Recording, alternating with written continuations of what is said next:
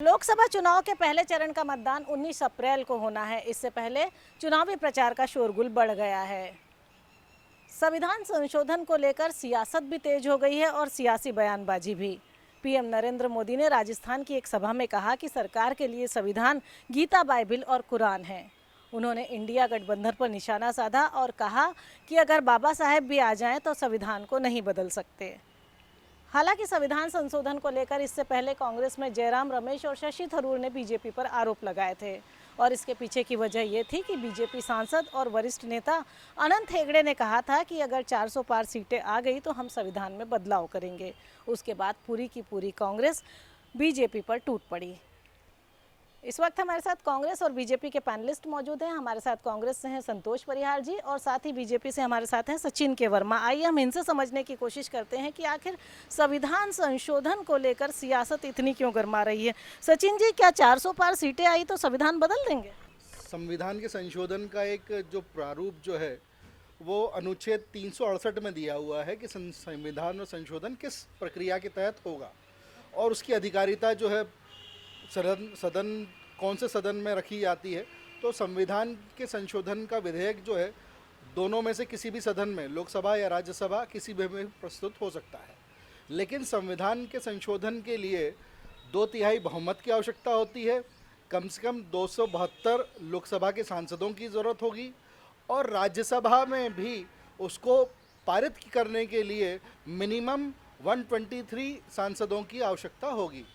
और उस संविधान मतलब जितना आप टेक्निकल बता रहे 400 पार आई तो फिर हो जाएगा संशोधन? नहीं, देखिए 400 पार सिर्फ लोकसभा के सांसदों के द्वारा संविधान संशोधन किया जाना संभव नहीं है।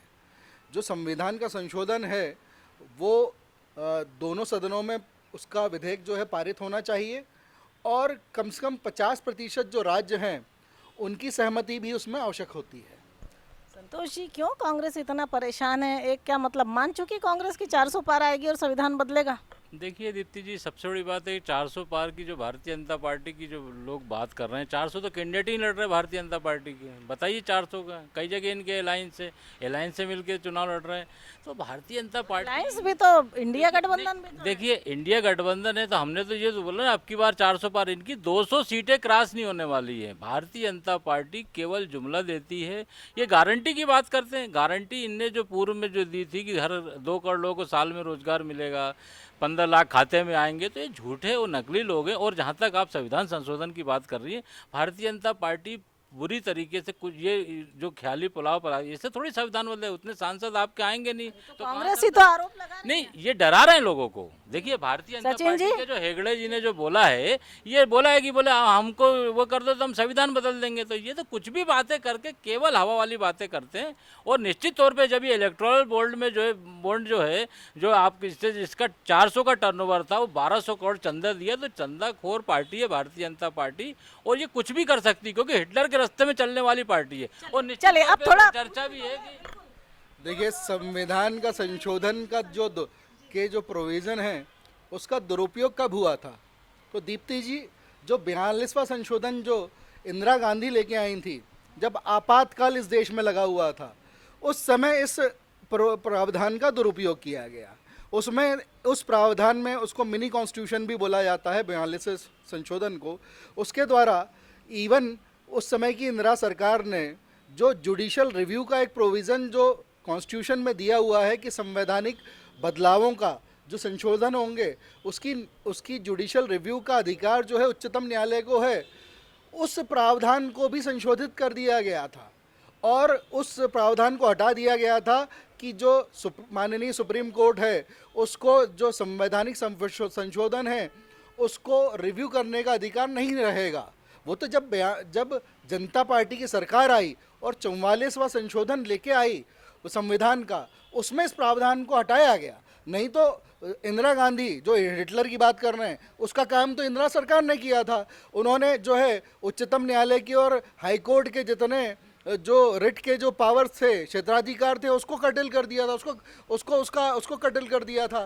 तो सही है। तो जो है संवैधानिक अगर प्रावधानों को दुरुपयोग किया है तो कांग्रेस ने किया है। आज तक अगर 132 बार जो है राष्ट्रपति शासन जो है राज्यों में लागू हुआ है, उसमें से 90 बार जो है कांग्रेस सरकार ने जो है राष्ट्रपति शासन को लगाया है। तो संवैधानिक प्रावधानों का दुरुपयोग जो है उसका जो ये हम पर आरोप लगा रहे हैं ये सिद्ध नहीं कर पाएंगे अभी। संतोष जी, बात भी तो ठीक है, कांग्रेस ने भी तो कितने संशोधन करे, फिर बीजेपी करे तो क्या तकलीफ? देखिए पूरे देश हित में कुछ भी करना जो है, जो ये भारतीय जनता पार्टी के लोग जो बातें कर रहे हैं केवल लोगों को डराते हैं, आपस में जो है भेदभाव करते हैं और पूरी तरीके से जो बात लोगों कर को रहे हैं, डरा रहे पर देखिए, कांग्रेस क्यों डर इनके रही है? सांसद ने बोला ना, डरने वाली बात नहीं है, ये तो पूरे खुले मंच से इनके सांसद जब कह रहे हैं कि 400 सीटें 400 पार आ जाएगी तो हम संविधान संशोधन कर देंगे। अरे ये तो कुछ भी कर सकते हैं, ये पूरे देश के अंदर आपातकाल लागू हुए, अभी भी लागू है, पूरे मीडिया से लेके सब जगह आपातकाल लागू है, पूरी तरीके से भ्रष्टाचार में पूरा देश डूबा हुआ है, रोजगार के पते नहीं है, केवल हवा में केवल फोटो छपा के जो बातें कर रहे हैं, पूरी तरीके से पूरा देश पूरी तरीके से कर्जे में डूबा हुआ है। तो देखिए दीप्ति जी, ये कुछ भी कर सकते हैं, भारतीय जनता पार्टी के लोग इस देश की हिटलर के चाल चलने वाले और यहाँ तक दो विचारधारा है, गांधी की विचारधारा, एक गोडसे की विचारधारा, और ये गोडसे की विचारधारा को पूरे देश के अंदर फैला के और पूरी तरीके से आपस में जो है बेमनस पैदा करना चाहते हैं और देश की जनता ये कभी नहीं होने देगी, क्योंकि हिंदू मुस्लिम भाईचारा जो है पूरे देश की पहचान है। जी इस केवल देश हवा में वाली बातें कर इस देश में 3 बार जो है आपातकाल लागू किया गया, 1971 में, 1975 में और 1978 में, और तीनों बार जो आपातकाल के प्रावधानों का दुरुपयोग किया गया, संवैधानिक व्यवस्थाओं का दुरुपयोग किया गया, वो कांग्रेस की सरकार द्वारा किया गया। कांग्रेस ने ही आपातकाल के प्रावधानों का दुरुपयोग किया, जबकि 44 संशोधन में जनता पार्टी सरकार ने जो आंतरिक विद्रोह वाला जो एक शब्द था उस शब्द को विलोपित करके उस जगह सशक्त विद्रोह का शब्द को जो है प्रतिस्थापित किया। तो जो संवैधानिक प्रावधानों का या संवैधानिक संशोधनों का जो दुरुपयोग किया गया है वो हमेशा से कांग्रेस की सरकार के द्वारा किया गया है और कांग्रेस की पार्टी के द्वारा। बताइए कि बीजेपी ने पहले बोला, उसके बाद ऐसा नहीं लग रहा जैसे बीजेपी सफाई दे रही हो कि नहीं संविधान का संशोधन नहीं हो सकता, सफाई की क्या जरूरत पड़ रही है? नहीं, संविधान का संशोधन नहीं हो सकता, हम ये नहीं बोल रहे हैं। संविधान का संशोधन हो सकता है, उसकी एक प्रक्रिया है, उस प्रक्रिया का पालन करके अगर सरकार ये उचित समझती है कि संविधान में संशोधन करना है तो सभी की सहमति से, सारे राज्य 50% राज्यों की सहमति से उसको किया जा सकता है। उसकी एक ये क्यों कहा गया कि सरकार के लिए गीता, बाइबल और कुरान है? गीता, बाइबल और कुरान तो हमारे लिए संविधान है, मगर गीता, बाइबल, कुरान के भी कुछ अगर प्रावधानों में अगर आगे चलकर अगर ऐसा लगता है कि उसका इंटरप्रिटेशन उस तरीके से किया जाना चाहिए, क्योंकि जो है गीता, बाइबल और कुरान जो है ये एक जो गॉड क्रिएटेड बुक्स हैं, इनमें संशोधनों की आवश्यकता नहीं है, जबकि संविधान जो है वो संविधान सभा के द्वारा बनाया गया। संविधान की सभा में अगर आपको दीप्ति जी मैं अगर इतिहास की तरफ लेके जाऊं तो मुस्लिम लीग के भी उसमें कम से कम 100 लोग जो थे उसके मेंबर थे, और मुस्लिम लीग के मेंबर्स जब पार्टीशन की भी बात आ गई और पार्टीशन के समय लोग वहाँ पर विस्थापित भी हो गए, उस समय भी वो वहाँ पर कॉन्स्टिट्यूशन सभा को छोड़ के नहीं गए, उनके 10 से 12 मेंबर कॉन्स्टिट्यूशन सभा के मेंबर बने रहे, और जब तक वो सारी जो रिकमेंडेशंस जो थी वो जब तक सबमिट नहीं हो गई, जब तक उन्होंने इस देश को नहीं छोड़ा और वो पाकिस्तान में नहीं गए। तो जो कई प्रावधान इस तरह के हैं जो देश के विरोधी हैं, तो ऐसे प्रावधानों के रिव्यू का हमेशा अधिकार जो है इस देश की जनता को है, इस देश की सरकार को है। आप बताइए संतोष जी, महंगाई, बेरोजगारी, जाने कितने सारे मुद्दे हैं, लेकिन कांग्रेस संविधान पे क्यों अटक गई? देखिए इनके जो सांसद ने बात करी, कई जगह ऐसी बात आई जो हेगड़े जी बोल रहे हैं कि हम जो 400 पार और संविधान बदल देंगे, तो ये संविधान बदलने की बात इनने शुरुआत करी। अब प्रधानमंत्री पूरे देश में सफाई दे रहे हैं। देखिए जहाँ तक देश की बात है, ये पूरा भारत देश हिंदू मुस्लिम भाईचारे का प्रतीक है, वो संविधान एक गीता, बाइबल सब कुछ है। ये तो क्या है, इससे सारी चीज़ें जो है एक तो मजाक चल रही है। तो वही बात बोल रहे हैं जो पीएम मोदी बोल रहे हैं कि संविधान, गीता, बाइबल सब कुछ है। जो वो बोलते कुछ है, करते कुछ नहीं। उन्होंने तो ये बोला था कि 2 करोड़ लोगों को साल में जो है रोजगार मिलेगा, उन्होंने बोला था 15 लाख सबके खाते में आ जाएंगे, उन्होंने तो पूरे देश के अंदर किसानों की आय दोगुनी होने की बात करी थी, एक जगह भी सफल नहीं हुए। केवल सुबह शाम तक जो है नई बातें करते हैं, झूठ बोलते हैं।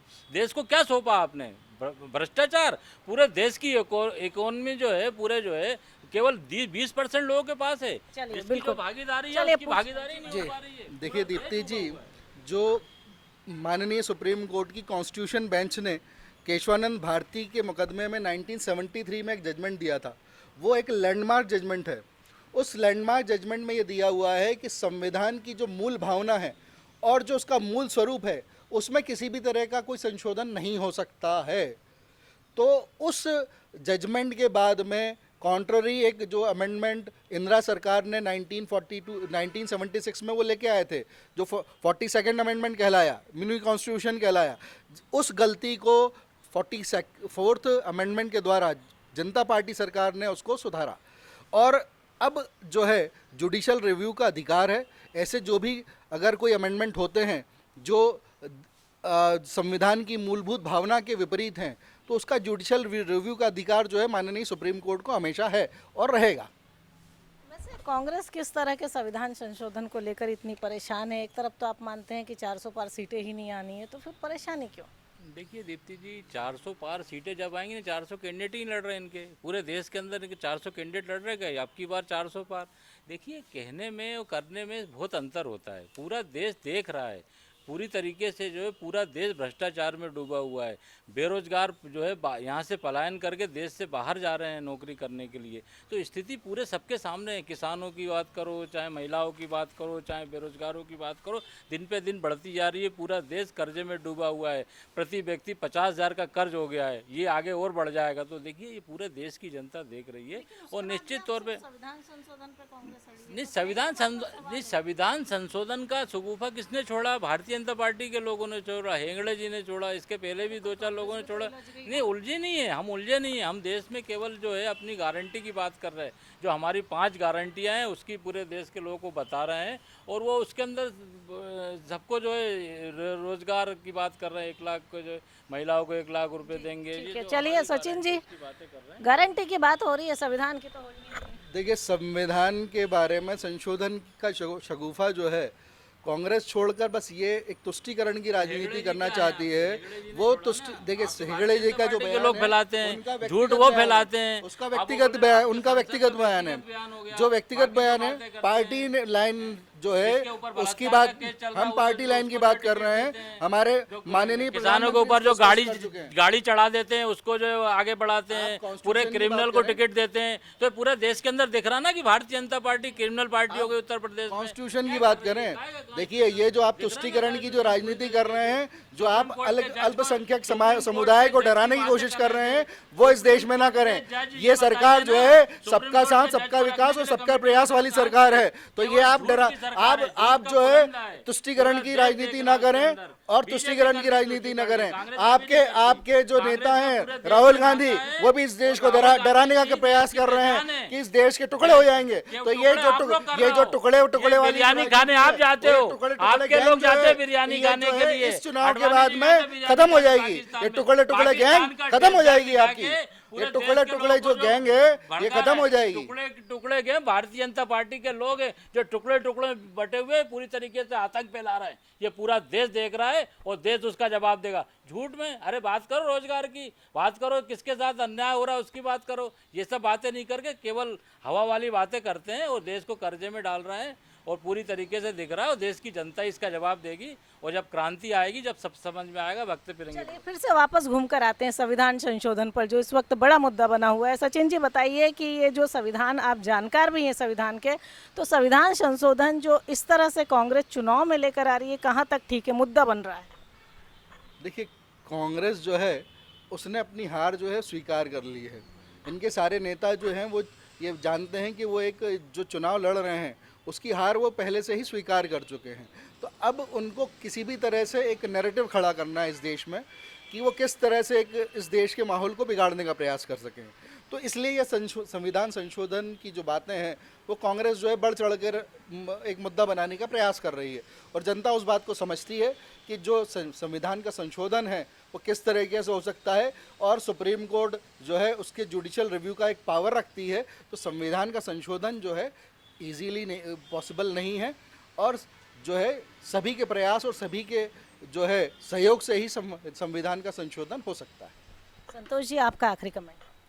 देखिए क्या है, संविधान संशोधन की जो बात कर रहे हैं, निश्चित तौर पे जब इन्हीं के द्वारा फैलाई जा रही है, इनके लोगों द्वारा, और ये जो है सबको बता रहे हैं कि आप इतना कर दीजिए तो पूरा कांग्रेस क्यों बोल रही है? नहीं, कांग्रेस बोलेगी ना, जब इनके सांसद बोलेंगे, जिनके सारे नेता जो सभाओं में बोल रहे हैं कि आप 400 पार कर दीजिए, उसके बाद जो हम संविधान संशोधन कर देंगे, तो रातों रात जब ये नोट बदल सकते हैं, रातों रात नोटबंदी कर सकते हैं, पूरे देश के अंदर 15 लाख करोड़ का कर्जा माफ कर सकते हैं व्यापारियों का, तो ये कुछ भी कर सकते हैं। मतलब निश्चित कांग्रेस को डर अघोषित अघोषित इमरजेंसी पूरा देश देख रहा है, पूरे देश की इकोनॉमी मात्र जो है 2% लोगों के पास है, जिसकी जिसकी हिस्सेदारी, जितनी भागीदारी कहाँ मिल पा रही है, केवल लोगों को भ्रम बनाने का झूठ का काम चल रहा है, और केवल लोगों को मतलब कांग्रेस को डर है कि रातों रात बदल कांग्रेस जाएगा। की डर नहीं, पूरे देश में देख रहा है ना, मैं तो बोला अघोषित इमरजेंसी है इस समय बोलने पाबंदी है, और बोलने पाबंदी है, और दिख रहा है पूरे देश का। हम तो बोल रहे हैं, खुलेआम बोल रहे हैं, गांधी के विचारों पे चलने वाले लोग, हमें थोड़ी डर है इमरजेंसी लगाने वाले लोग।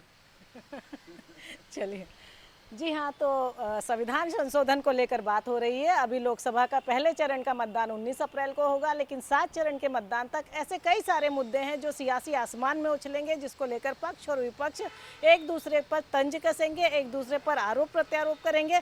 लेकिन इन सब के बीच में सबसे बड़ा सवाल ये है कि क्या सियासत में संविधान को मुद्दा बनाकर राजनीतिक दलों को वोट मांगना चाहिए?